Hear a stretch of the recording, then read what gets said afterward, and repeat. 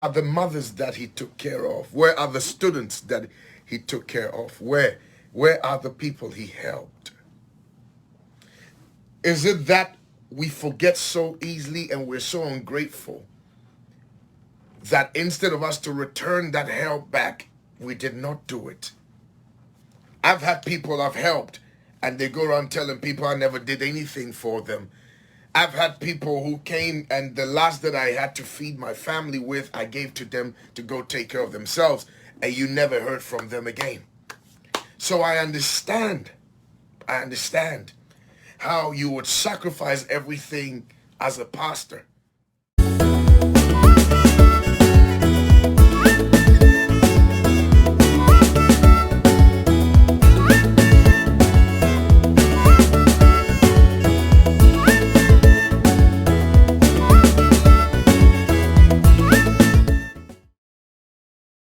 My name is Peter Shakespeare Favored. If you've not subscribed to my YouTube channel, the best thing that you can do is to subscribe to my YouTube channel by hitting the red button so that every time I post a new video, you can be notified that Peter Shakes have posted a new video, or Shimpundo has posted a new video. Well, on this one, it's a report on a sad note from Ghana, where a pastor called Pastor Apraku, my daughter, that how he was popularly known, who passed on. And I'm just going to be showing you some images of him and posts by Dr. Sonnie Badu, who felt the urge of helping the pastor. And later on, I'm going to show you some videos, few videos in his last days, and even when he died, where there was a lady who was capturing him and saying all sort of things.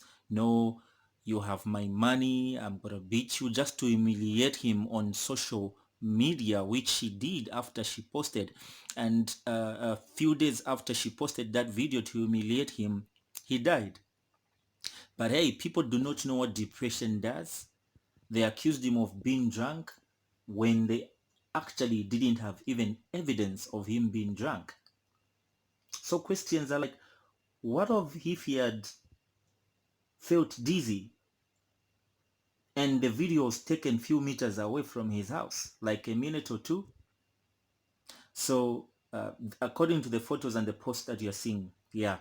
And then check out these videos and also check out what Dr. Sonnie Badu said about pastors, how we should be praying for them, how we should be loyal to the pastors.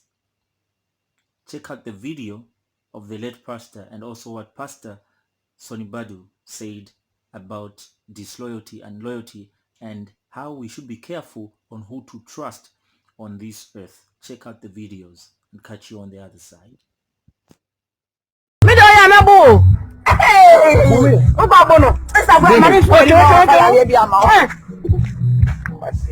Abua, Apraku my daughter, we are measuring about. We tell me don't go social media. Obi abe who Apraku my daughter. Obi abe who we Apraku my daughter nie. Apraku my daughter who pa nie. What I want bro son of say. Nti se ni awo ye nyina awadi ni sika so be bompa ya mam da wa mompa. Eni nie. Apraku my daughter who fi we ati wo ya me se me who fi. Hey, Apraku my daughter. Hey, mama mi piambo from. Ada chukwa wachi. Chukwa wachi kwa ma hwa. Apraku my daughter nti wa wie ye nie. Wan ya de won se nyankopon se wan fa ne kwan papa no so anso wo be mo wadane debu katineza. Won se nyankopon ayo. Wan Apraku my daughter. Enti se o. Apraku my daughter. When you mean me do come back in Japan.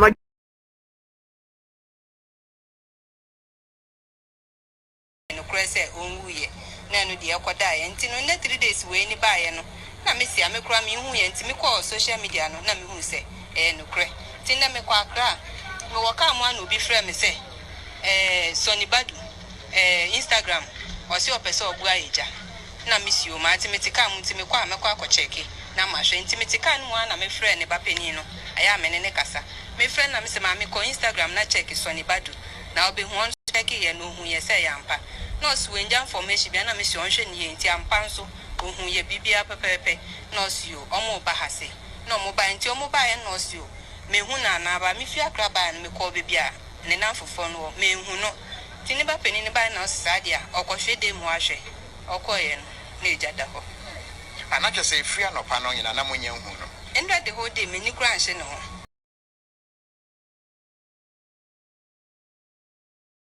Badu say, "Car now, you never find out. You pay for it. Yeah, you're ready. Catch it. Nana, yeah, IT. On no lady here, actually, and I want to say a big thank you to Dr. Sonnie Badu for the prompt call because Anya no one can almost say because after that post, you know, and the back girl, no, a sending message said, we a ne papa any Osofo Apraku we obey to me at or be say ne papa e wo wa enti all be hwe no e na obeto say ne papa say owu e dedem enti say enya that post na Dr. Sonnie Badu sending here sa early morning we na a call all over na kaya won ko say papa no say owu dedem yes say yaba yes, I am still I may see catch up with say on a record now into your bills not into me and from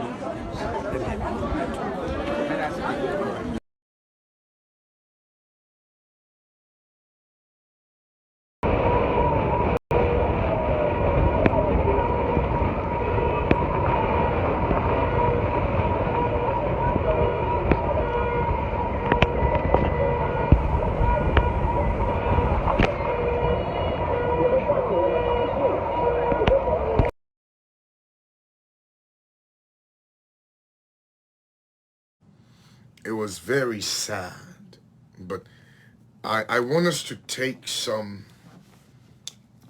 notes and observe a few things here. And the question would be, what happened?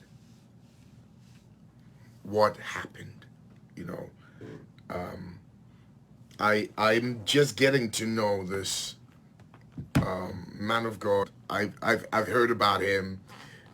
We all make jokes, and those of you who are watching from other countries, I know we get a lot of people watching from different countries, but I'm gonna work things out so much so that you understand what I'm saying. And in the 90s, he had branches all over Europe. He had everything. He had a great ministry.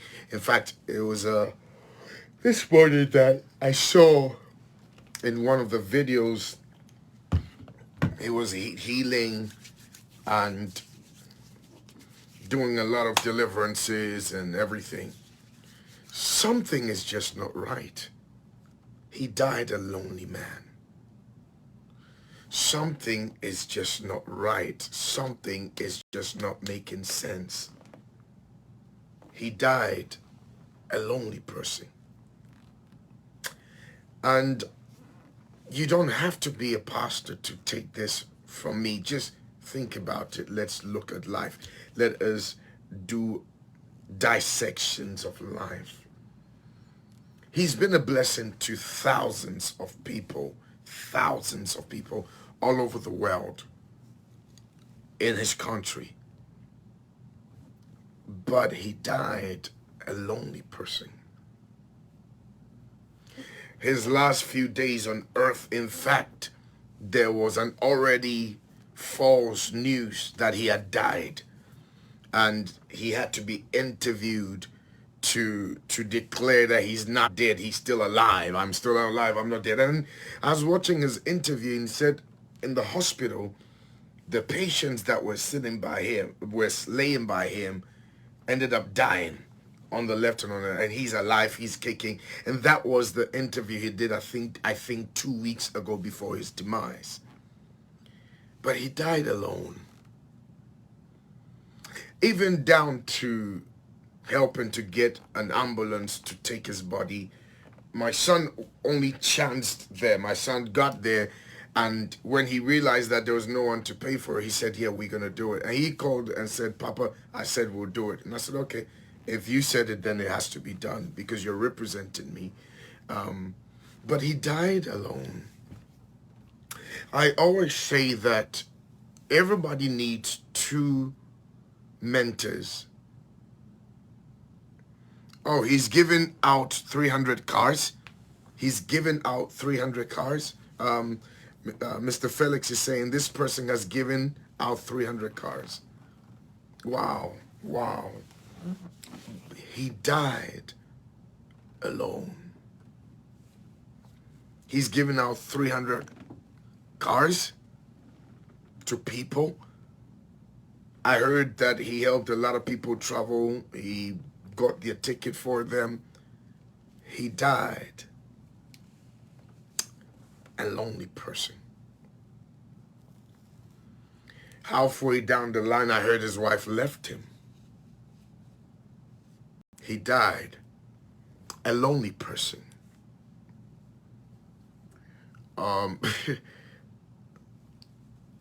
He died in the room alone. Counselor Lutroid said something. Counselor Lutroid said nobody knows what happened in the night. Maybe if somebody was laying by him, they could have helped him. Somebody saying his life was a blessing. I don't know him,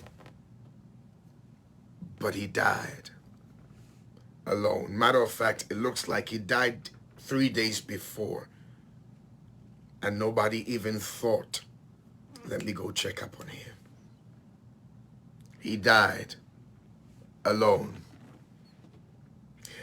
In one of my interviews, I told people that you don't know what pastors go through. You don't know what preacher men go through. You don't understand how ungrateful congregants can be. You don't understand that people only come to church when they are in need, and after they get what they need, they leave. People come to church when they are in need, and after they get what they need, they're gone. He died alone. He had 25 churches and 8 houses. Somebody's saying it. He had 25 churches and 8 houses. He died lonely. Did you see the little room that they said was his room? I think the door was even broken. He died alone. If I was close to him, I would have made him my mentor, one of my mentors. Why? Because I discovered that you need 2 kinds of mentors. One that has failed in life and one that has made it in life. The one that has failed in life will tell you what they did wrong and will help you avoid those. And the one that has made it, they become a benchmark that you watch to progress. But he died alone. Somebody saying, this man was so kind and generous, but look at what happened. Let's not judge him because no one is perfect. At least some people have benefited from him. But God bless you, Sonnie. God bless you too. I remember when I and my family depend on this man's money he gives me after playing in his church. So he used to take care of you guys. Pastors preach through pain all the time. Let me let people understand this, that it's not all men of God that are called by God. Some called themselves. Okay. So I know when we say pastors, a lot of people begin to think, pastor, this one has taken. No. It's not all men of God that were called by God. So some people are in just because they can benefit or make money out of it. For some people, it's a serious business venture. And so they articulately put things together because they calculate it well, and it becomes a business venture. And there are others who are in because God called them. And they actually depend on people to be a blessing to them. But something is just not right. How could he have lost all his churches, all his members, all the good people that he was good to? How could he have lost all his houses, all his cars, and be left down to zero? Something is not right. Something is not right. Something is not right. What could be the life lessons that we will pick from this? And let's not get it twisted, please. He's quite an old man. He just looks young and handsome, but he's not a young man. Please, let's not get it twisted. He's in the 90s. He was a top guy. So a lot of people he looks pretty young, but he's not a young man. He's quite old, okay? Probably in his late 60s. I should think he's in his late 60s. And one thing I can say was this: at least he died in his sleep. Quite honorable, right? Because none of us, you and I, none of us don't know how we're going to die. Things that man would never know is the day of your death and the date of your death and how you will die. So as much as he was mocked, he died honorably, quietly. He did not die in a car crash or in a strange way that no, he died in his bedroom. Somebody said late 60s is young. You're lucky if, now with the way sin is, we're lucky if we cross those ages. And if you're not that age yet, you can't even say he was young. You better pray to God that we will live to cross that age. But 60 is quite a good age. It's quite a good age. Because most of you watching are not even 50, at least. He died quietly in his sleep. Some have died in plane crashes, some have died in car crashes, some have died he died in his bedroom quietly. Watching the interview, he said something. He said he had died, but God told him to come back on earth. So I think he came back on earth just to announce that he was going. And how I picked that story up to want to do something which alerted everybody, I think that is baffling.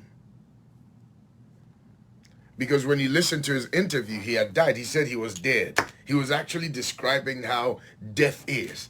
He said, when you go, you don't see nothing. He was describing it. And he said he heard God say, come back. Oh, he is 67 years old. 3 years to 70. Oh, he's done well.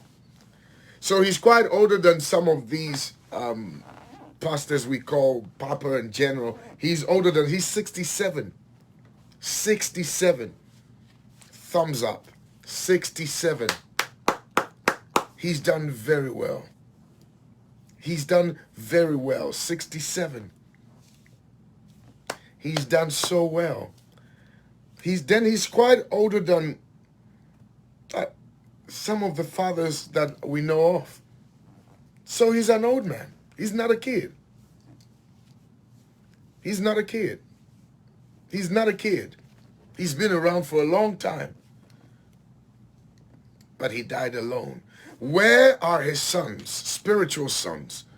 Where are the people he mentored and raised?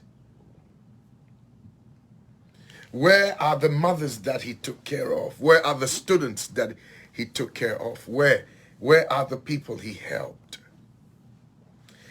Is it that we forget so easily and we're so ungrateful that instead of us to return that help back, we did not do it? I've had people I've helped and they go around telling people I never did anything for them. I've had people who came and the last that I had to feed my family with, I gave to them to go take care of themselves.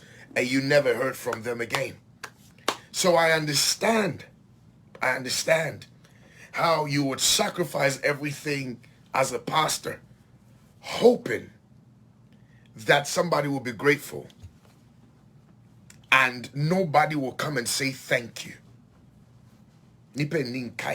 Human beings don't remember. We have very short memory. So think about it, because everybody's coming out now. Oh, he used to pay my rent. Oh yeah, he used to pay my school fees. He used to do this. He used to do that. Yeah. Everybody, but where is that 25 church branches that he had? What happened? Who assassinated it? Who took it off him? Who betrayed him? Which assistant pastor took that church off him, destroyed him? Who did what? Because all the news, everything I'm reading about from people, I'm literally seeing people say he did this, he paid for this, he did this for us. One of the men that was interviewed, I heard that he said if the whole area hears that this man is gone, the whole area will be coming together because they love him. If this man has money, he gives it all out to everybody, yet nobody could feel that he was lonely. Nobody could feel his heart. Do you know the pain of either, and I believe some of these young up-and-coming pastors, he probably mentored and helped. Do you know how painful perhaps it is knowing that you sowed into this person's life? You gave them their first platform, you invested in them, and they're walking around not even acknowledging what you did. Oh, a lot of people have done it to me. You knew what you planned and did for them as a pastor. You knew that they needed that opportunity. You knew what they carried. You knew that they carried so much potential. You knew that they could either betray you or remain loyal. And you took that risk. You took that risk.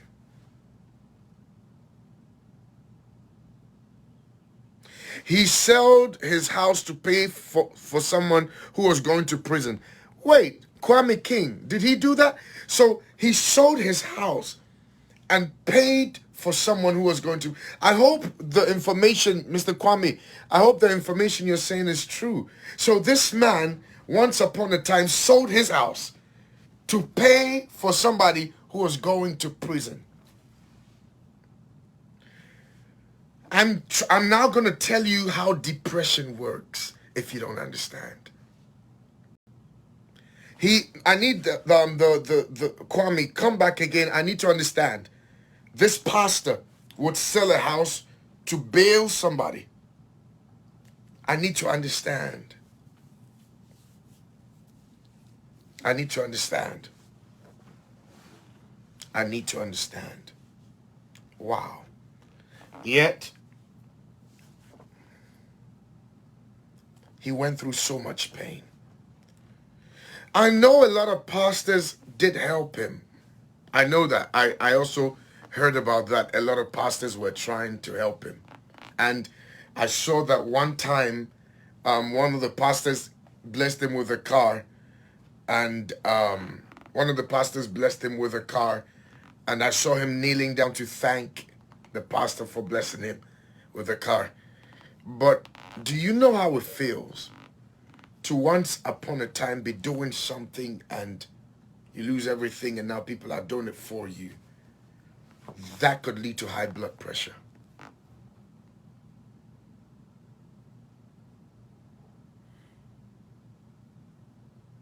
That could lead to high blood pressure. Do you know how it feels to be able to give everybody and something happens to you and everybody leaves you? Oh, David went through that. David went through a period where everybody left him. And the Bible says, and David sat down and encouraged himself in the Lord. All his men, all his generals, all his people left him. They walked away from David. He lost everything. He was just alone.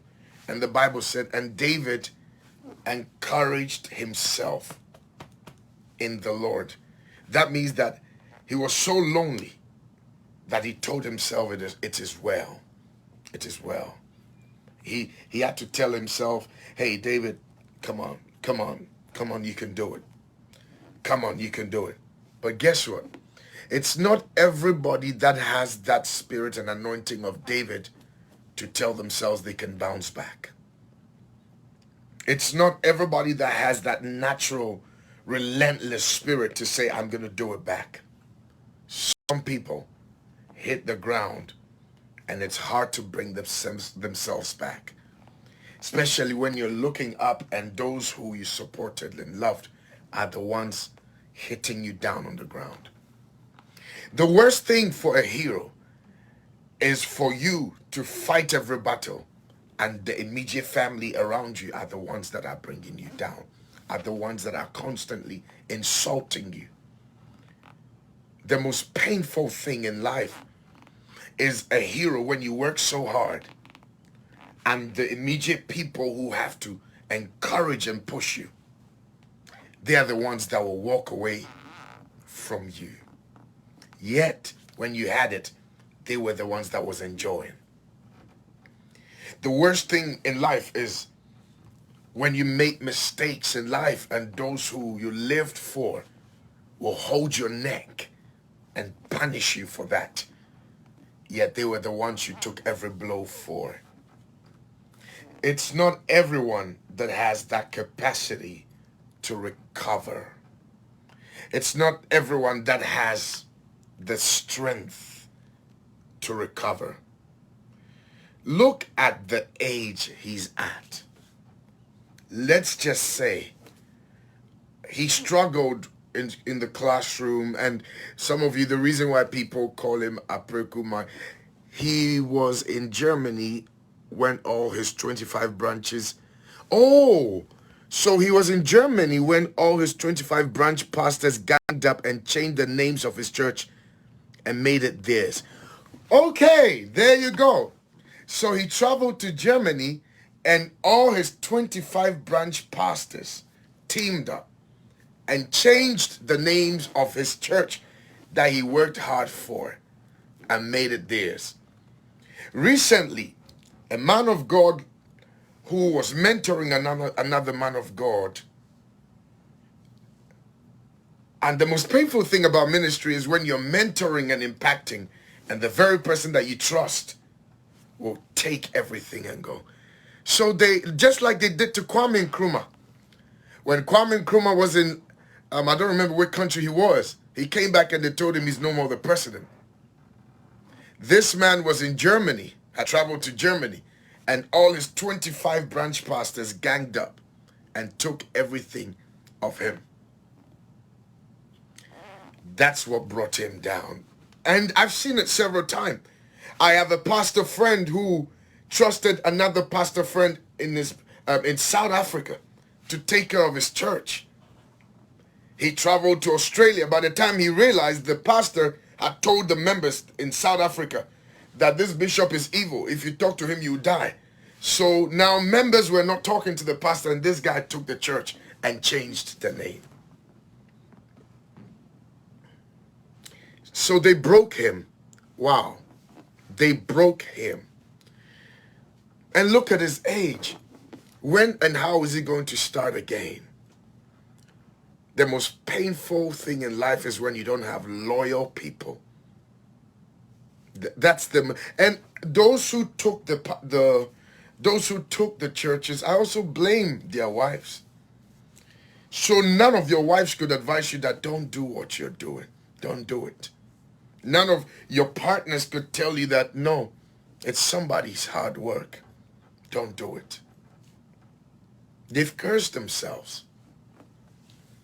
If somebody picked you and made you who you were, if you're leaving, leave in peace. Make peace. Oh, Bishop. Okay, Bishop is right here. He'll tell you a story. I didn't want to mention his name. Yeah, Bishop Sam Jaku, you can read it. He had a brunch in South Africa. Set it up. gave it to a young man, built this young man up. Guess what? When he left to Australia, the young man told the members that if they talk to the bishop, they will die. So the members were afraid. That's how Bishop lost his branch in South Africa. He built his church as God had given him the vision. Trusted people. That is why pastors nowadays don't trust any other person and they give ministries to their children. So he travels, and 25 of his branch pastors team up. Then they will start telling the congregation, this is what the man has done, this is what the man has done, this is what the man has done. Destroy somebody's hard work. Not that they even were giving him tithe. And I thank God for the men of God that took care of him. But trust me, the depression alone that this man would go through, no amount of man of God can. Come on. It's like you being an athlete and you having an accident and losing a leg, okay?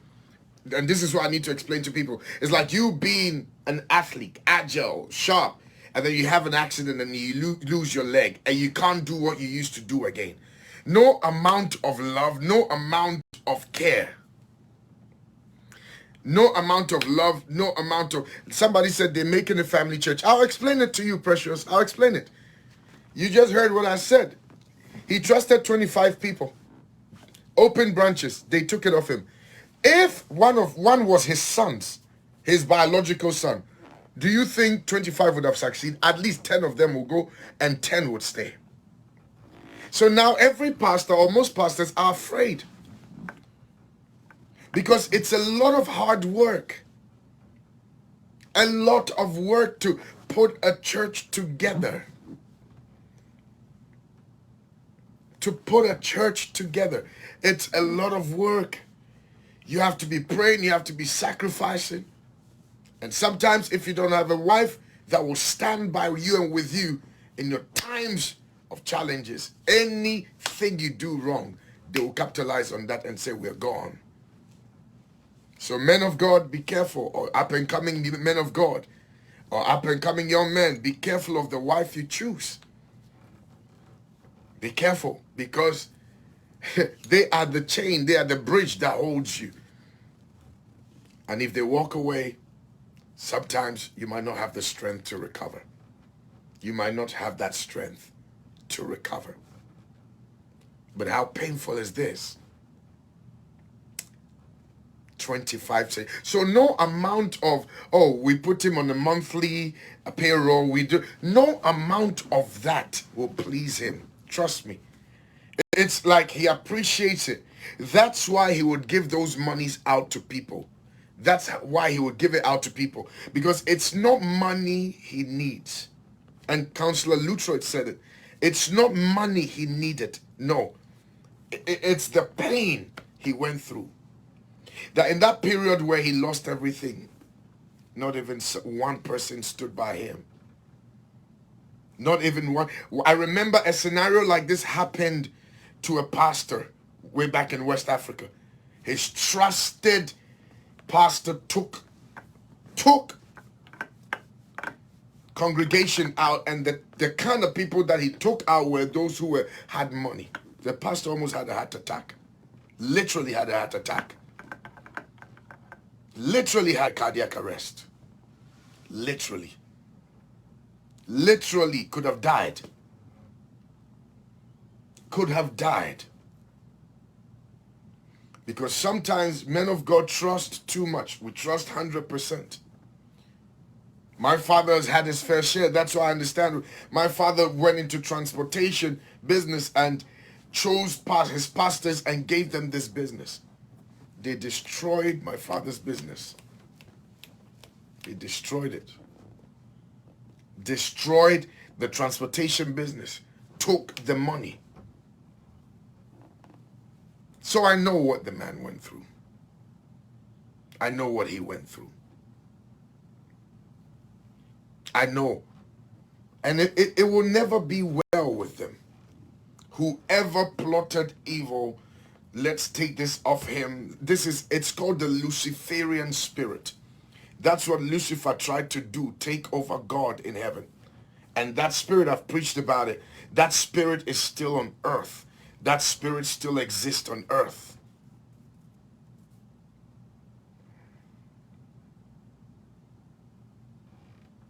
Somebody is asking, so was it about money? I can't talk for him, but I don't think it was about money.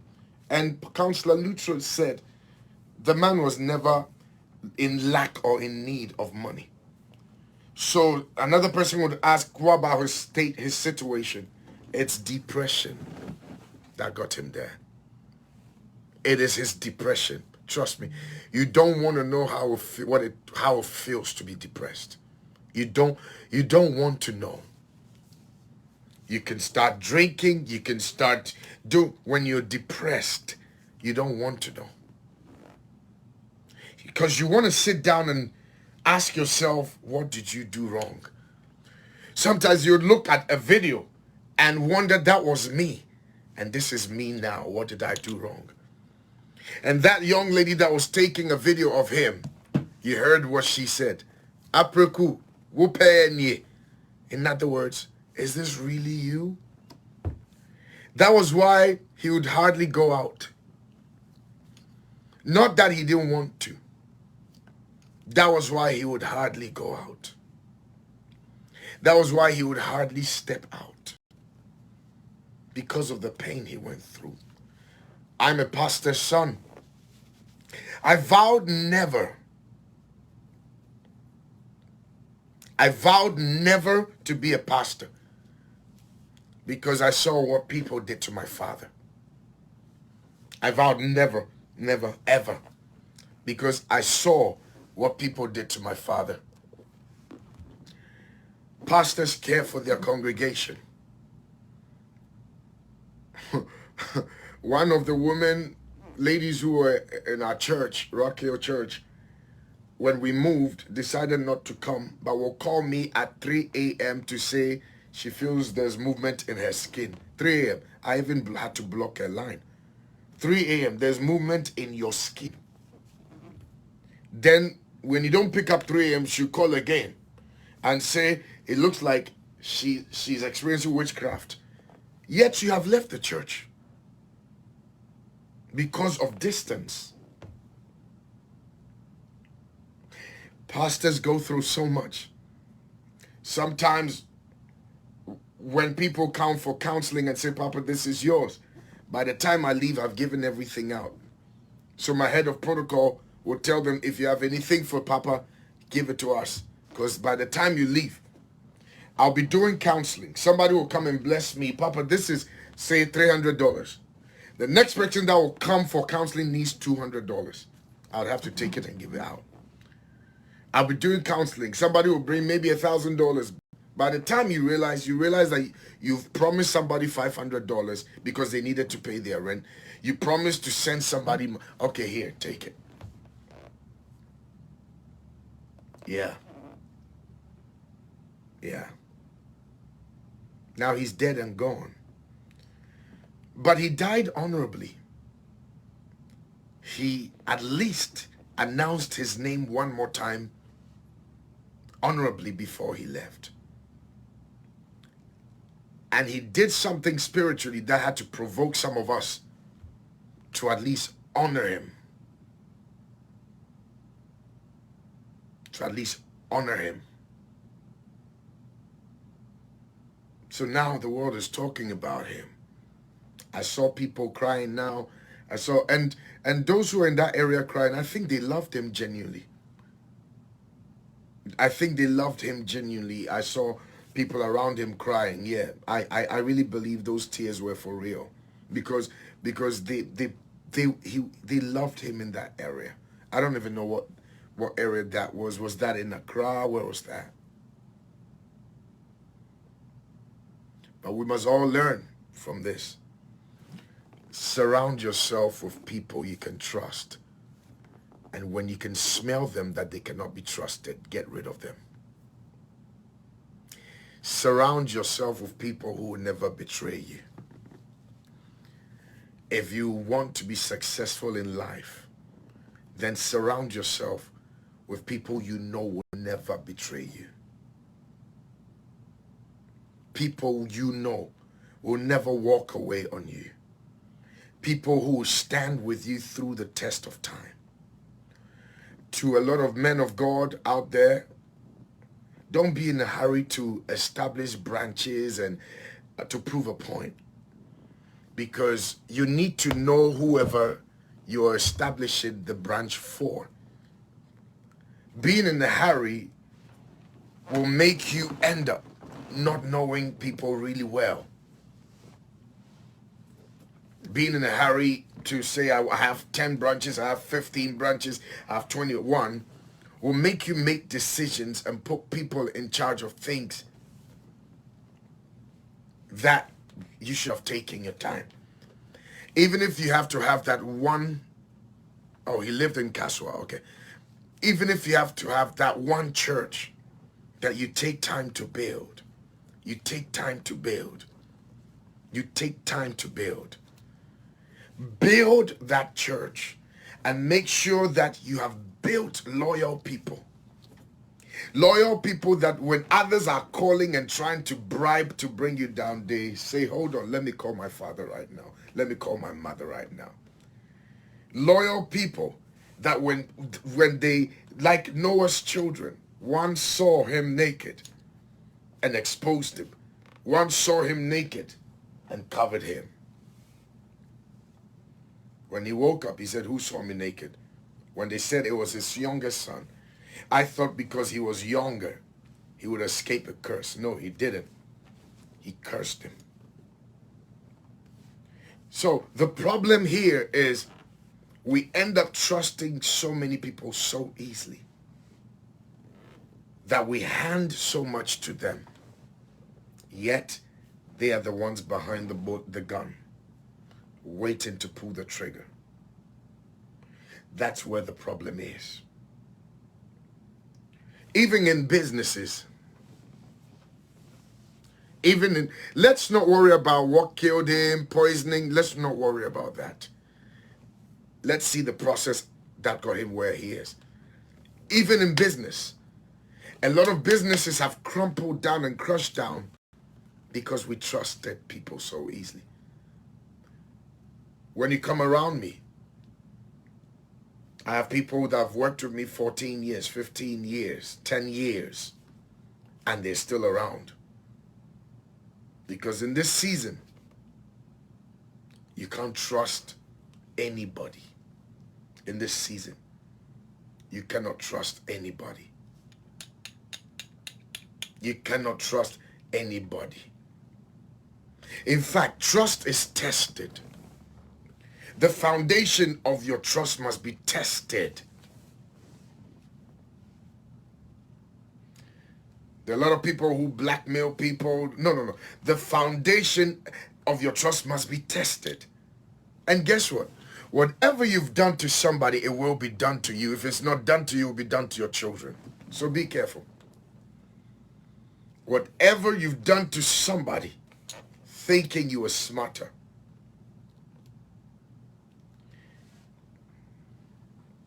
thinking you were smarter. If you feel like you want to leave, it's easy. Just tell the person your time is up and you really want to leave. If they release you, thank them. If they haven't released you yet, let them know that you're begging them. The time is up and you want to leave. And I'll give you a scenario. There's a pastor in London who served another pastor in Ghana for a long time. And when it was time for him to move on and start his own, I think he had served the pastor for 10 years. He brought the church's bank account and showed him where every money had gone. There was almost 200 to 300,000 pounds in there. He showed it to him and said, Papa, thank you for being a father. I feel to move on. Here is the church file. Here is almost 200,000 that's left in the bank account that I kept. And please release me. In fact, the man wished he stayed. But when he saw that this man was super loyal, he had to release him. And the man did everything right. He did everything perfect and walked away. Everything was perfect. He gave him the bank account. He said, here is the bank account. Everything you've left for me, this is what I've increased. This is the keys to the church. Papa, it is time. And he didn't do it overnight. He took time to visit him. He took time that things were put in place. Then he was sent off to go. I remember, and this man I can talk about, Pastor Shola Fola Alade, amazing man. He was in Redeemed in East London, if I can remember, Dagenham area. Built the church, almost 3,000 people. Bought that place. When he said God had told him to move, he traveled to Nigeria to talk to Daddy Gio. Told him that it's time to move on. Guess what? He left the church, he left the building. I was there when we were doing his last service. He left the building, he left everything that they had bought, he left every money for them and told them, nobody should follow me. I'm going with my wife and my children. That church is still intact. That church is still doing well. And he made sure that he had now selected people to take charge. And his church is doing well as well. That is how you leave. That is how you leave. Pastor Shola Fola Alade, when he was leaving the last place, I was invited there. I was the minstrel for that day. When he was moving to the new place, I was invited because I'm a covenant partner to him. But he did it beautifully. He did it beautifully. But how do you take, and it's not just church, it's business. How do you take or work for somebody and plan their downfall? How do you think, and you still stand as a pastor and say, praise God? You still stand before a congregation after you've taken somebody's church and says, praise God. You still do it?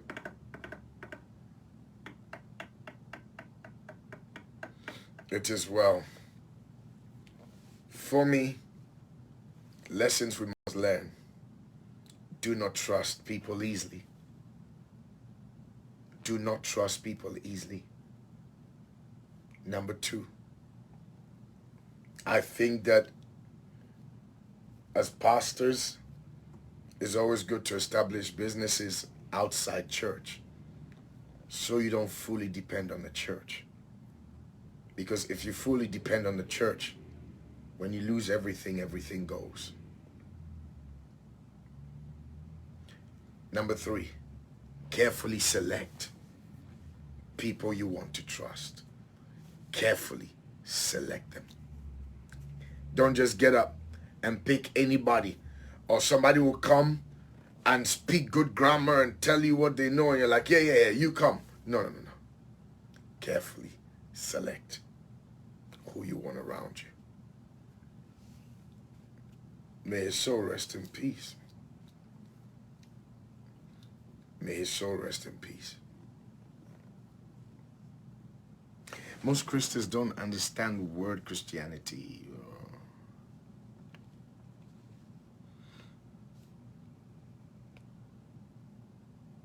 These members, so they need to sow seed.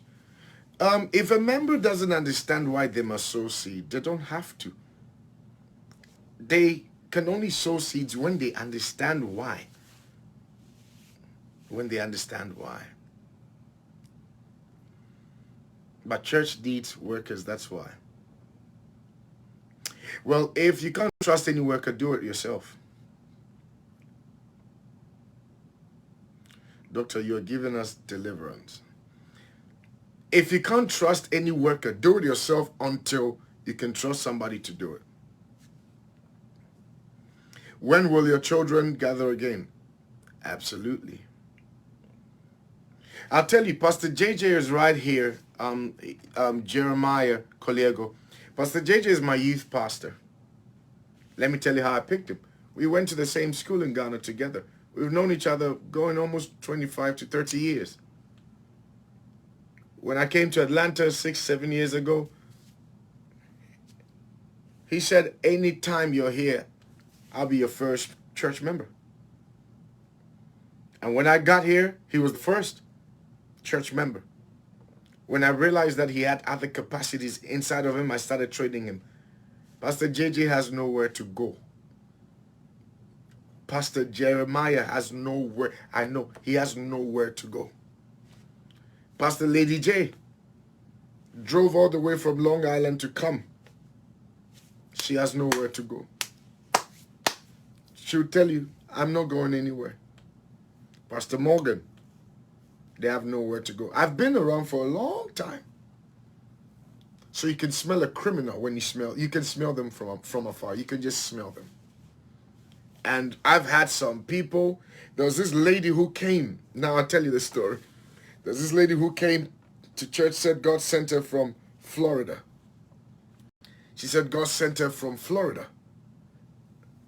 Now hear this. She said God sent her from Florida, and the ministry healed her. And and when I'm preaching, she'll be the first to shout, hallelujah, hallelujah. So I was like, oh, this is impressive. I mean, she had every quality to be a pastor. Like she even had, and in America, everybody is a bishop, everybody is a prophetess. They'll bring certificate, they'll bring books. They'll bring books and certificates of their qualification. That's America for you.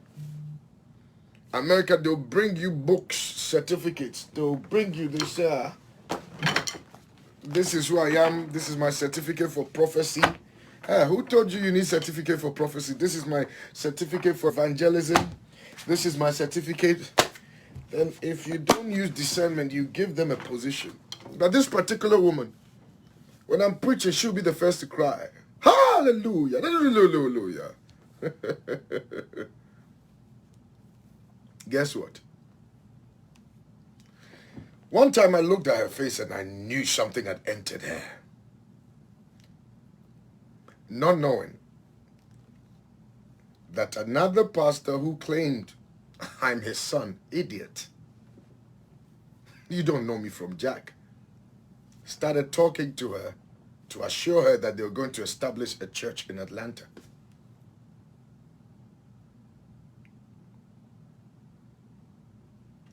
And then this woman now started trying to frame a case on me, but failed. Now, where is their church? Where are they? This particular woman, I used to give money to feed her. I used to give money to for transportation. That is life. That is life. That is life. They will give you every qualification. America is more dangerous than anything. When you preach, forget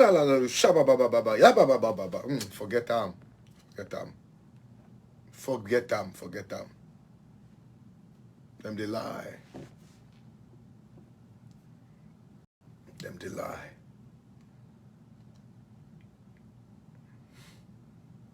But disloyalty is a big deal. And remember that anybody you do it to, it will be done to you. I've served so many pastors.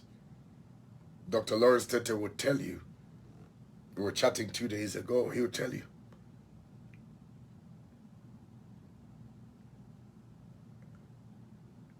if a man of God tells you come to his bedroom, which Dr. Lawrence Tete will do for me, and he sit me down and introduce me to his family, his household, that means he trusts me. That means he trusts me.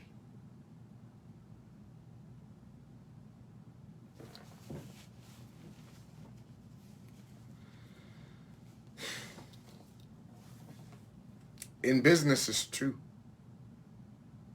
lot of people would take other people's businesses, office, hard work, and whilst you trust them that they're taking care of your business, taking care of your office, making sure that things are going well for you, they are taking all your business contacts. And then suddenly they'll say they're resigning from the business and they're starting their own. May this man's soul rest in peace, actually. All those pastors who took his churches that he built, at least you should have been given, you should have even gone back to take a blessing from him. And even brought him to bless the church. You should have done that. Now, see where he was living. See where he was living. And you think God will bless you out of it? You think God will bless you out of it? No. He traveled to Germany. And by the time he came back, all his 25 branches had been taken from him. Just as Ghana did to Dr. Kwame Nkrumah. By the time he came back, there was a coup d'etat, and they took everything from him. This spirit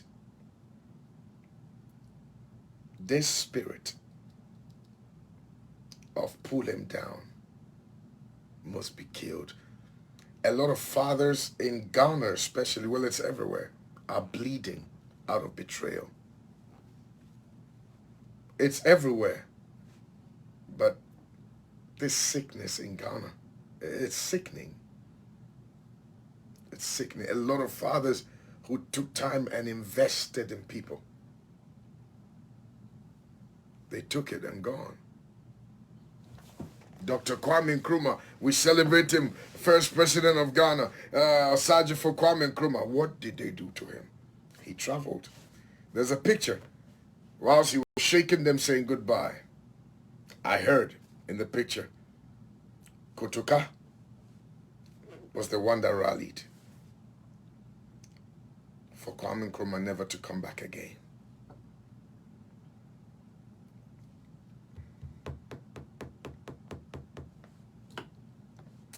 It is well. It is well. It is well. So in life, when you see things happen to others, you sit down and you begin to plan. And in my season, in this time, I'm actually going to scrutinize on loyalty. Also, don't just open up to anybody. I know men of God are very vulnerable, and sometimes you want to open up and talk because men of God don't have anybody to talk to. But don't just trust anybody easily. Still hold it. I know sometimes you get accused so bad that you just want people to hear your side of the story. Say nothing to nobody. Because today they might be your friend, tomorrow they might be your worst enemy. I know there's things that you feel like sharing. Hold it. Hold your breath. Because today they might be your friend. Tomorrow they might be your worst enemy. So be careful what you tell people, because people are in your life for either a season or a reason. Reasons are permanent. Seasons are temporary.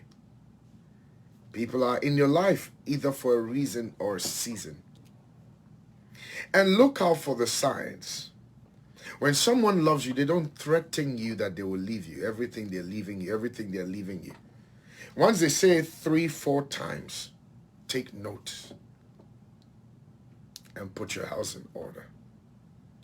Because out of the abundance of the heart, the mouth speaks. If they finish and they tell you they were joking, no, I was joking, no, it was not a joke. Out of the abundance of the heart, the mouth speaks. Everything that came out is how they felt. So look for all the signs. If someone ever threatens you with your deepest secret, look for all the signs. Observe it and take notes.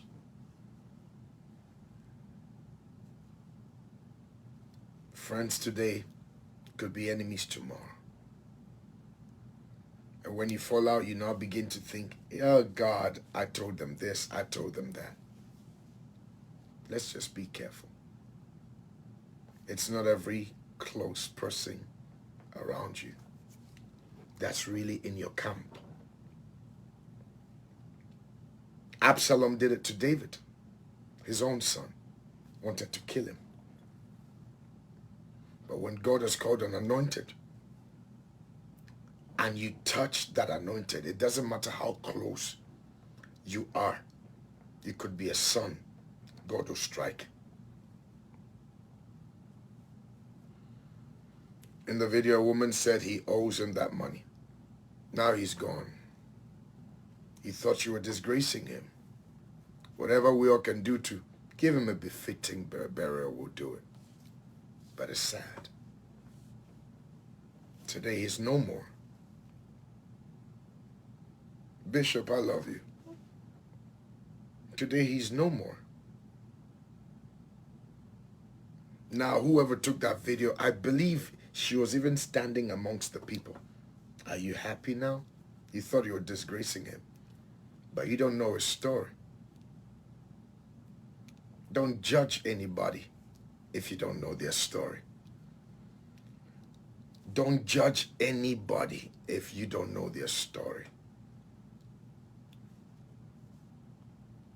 The other day, there was a blind man sitting there. And the disciples asked the question, why is this blind man here? Is it because the father has sinned or the mother has sinned? And Jesus said, none of the above, so that I will be glorified. That's why they are in this state. So it means that somebody was going through pain because Jesus needed to come and heal him. So if the blind man had been there 20 years, he had to wait 20 years. If the blind man had been there 30 years, because the Bible didn't say the age. If the blind man had been there 40 years, 40 years, it means that for 40 years, he had to wait for the Messiah to come and deliver. I can also imagine the people who were around the blind man were judging. That's why the disciples were asking, why is this person in this state? Is it a sin of the mother? This means that it was discussed. It was discussed. The mother sinned. The father sinned. So he deserved this. This is the result. Then Jesus said, no, no, no, no. He's been there because of me, so that I will be glorified as the healer. So when you see people going through stuff, they could be a Job under their test of time. When you hear that somebody has fallen, and thank God for men of God whose wives stood by them through their challenging period, and the world thought they were stupid, but the wives were wise and helped their husbands to jump back up again. That's a great wife. This is what God will say, good and faithful servant. So when you see somebody down there, don't judge. I can imagine people who saw Job. Is this not the multi-billionaire? Is this not that multi-billionaire who was giving everybody cars and money? Why are they in this state? Remember Job? Yeah. But not knowing God and Satan were testing his heart. Yet you didn't know it. But we're quick to judge. We don't stretch out to give a helping hand. We're quick to judge and say you deserve it. Hiding your own sin. He who has not sinned, let them throw the first stone. Yet we forget what we've done, that God showed us mercy. And we're quick to bring our stuff. Now young bloggers are quick to try and disgrace people, because for them it's also a money-making thing. That's how they make money. then you bring something out disgracing people. When that lady took that video out, there were all sorts of tags on that video of the man. All sorts of tags. When I was interviewed yesterday, I said something that legally, anybody that accused him drunk could be sued. Legally. Anyone that accused that he was drunk could be sued. Do you know why? You never saw him in a drinking bar. Oh, he was walking intoxicated? No, perhaps he was feeling dizzy. If you didn't see him holding alcohol, let's just say, if you didn't see him holding it, why do you tag him as that? If you saw him drinking it, then yeah, you can bring it out. But someone could sue you because, or their children could sue whoever put that out there. Now I'm telling you, their children could sue whoever, whichever blogger put it out there before he died that he was seen drunk. Because he could have said, I was feeling dizzy. So long as you didn't see him drinking anything, you saw him only walk. And what happened was the guy that, Kofi, the man that interviewed him, the man that interviewed Kum Chacha saw where the video was taken, which was literally 2 minutes to his house. Literally 1 minute walk to his house. It was literally a minute walk to his house. So he was going to his house. He was literally 1 minute to his house. He was not seen in any bar or restaurant or drinking. He was not seen doing that. Perhaps he was feeling dizzy. Perhaps he had some medical condition that people didn't know. Because now the people in that area, nobody is saying we always see him in this bar drinking. The people in that area, nobody came out and nobody has said we always see him in this drinking parlor. Nobody has said that. What everybody is saying is that he minds his business, he gives people money, he blesses people. If he needs food, he asks for food, and that's it. Nobody has said this is the drinking bar he drinks. Yet, he was tagged that he was drunk.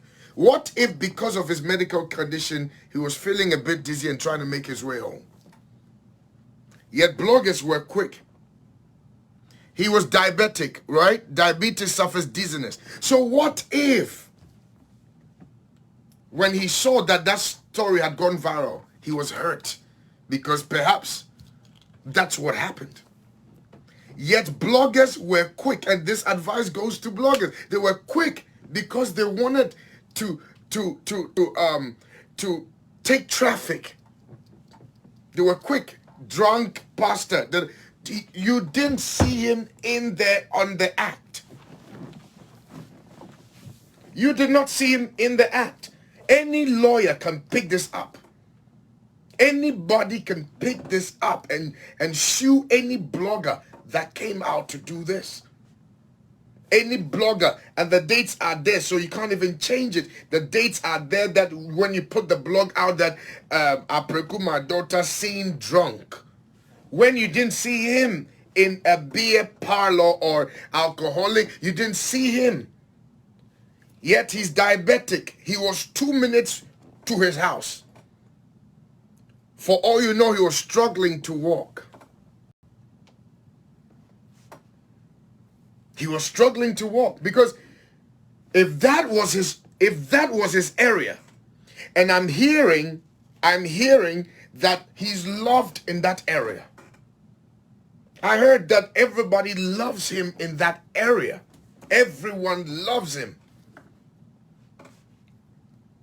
Then legally, if you didn't see him in the parlor and you put down there that you saw him drunk, and perhaps he saw it and it broke his heart, that is this what I'm being told? Then those bloggers that did that, you also have your fair share. Because this is a man of God. At least his death was honorable. He slept. That's what we all pray for. You sleep, you go quietly. One of the prayers I pray is, God, let me leave this earth, or let me die an honorable death. I'm telling you, let me not die a death that could be recorded on video and the incident. No, God, if I'm leaving this earth, please give me an honorable death. I know it's a scary prayer, but think about it. Some people you'd see now, when somebody is dying, somebody would take a phone and quickly capture everything, video. Whilst you are dying, you need help. That's the generation we are in. That's the generation we're in. Do you realize that Kobe Bryant's wife is suing the police people, the policemen that released that video? Kobe Bryant's wife is doing that. So if there's any lawyer, then that woman could be asked, did you see him coming from a beer bar for you to get the world to mock him? He's diabetic. Perhaps he felt dizzy. Because I'm looking at the pain Counselor Luther is talking from, explaining that this man, yes, he was probably depressed. And even is saying that the woman has 7 days to come for the money that she claimed was owed. This is a serious thing. Yet you release it and bloggers picked it up and it was trending. A pastor is drunk when you didn't see him in the bar.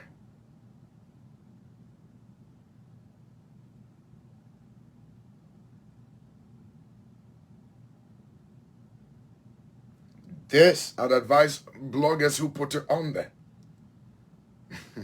You better be careful.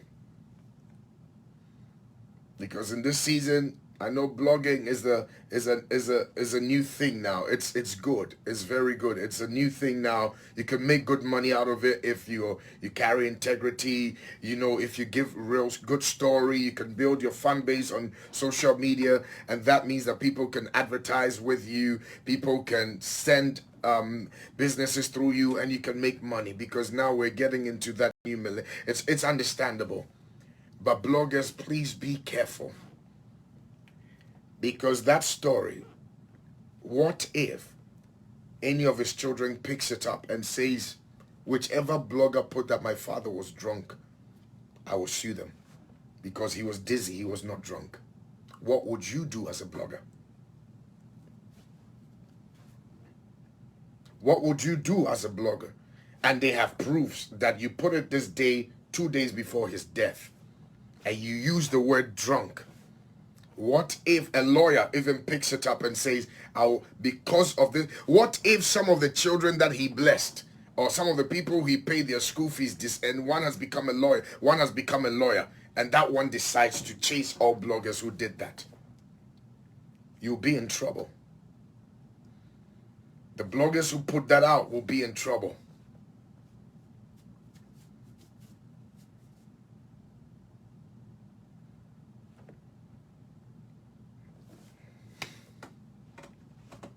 It is well. I gotta go. I got some teachings to do. I've got some training to do. Training churches. That's part of things I do. Training churches and helping them build a new age church. So I'm about to do quite a few of that. But let's think about it. He's died. And I feel he was so depressed by what the woman did. A woman humiliated him. A woman humiliated him. The woman was even kind of dragging him around, like, hey, stay here. Let me video you. You took my money. Look at you. What if his children gets up to say, we'll sue that woman who accused our father of being drunk